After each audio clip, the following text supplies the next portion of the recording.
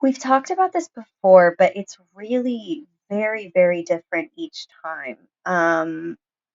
I definitely have a rolling category or like a database of lyrics that I have within my head. Maybe it's a word that I thought was really cool.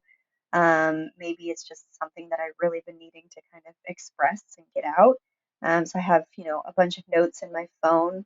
And sometimes they have like melodies that, are within my head or like at least like rhythmic, like the way that I imagine that they would be sung.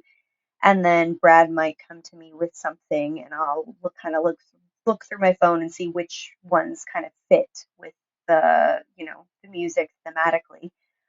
Sometimes Brad takes, vocals that exist and chop them up and pitch them and change them, and he listens phonetically. He doesn't really pay attention to lyrics as much as I do, which I think is what makes us a great team. He'll create a melody out of something that it really has like no lyrics tied to it yet, and then I'll kind of add lyrics to it.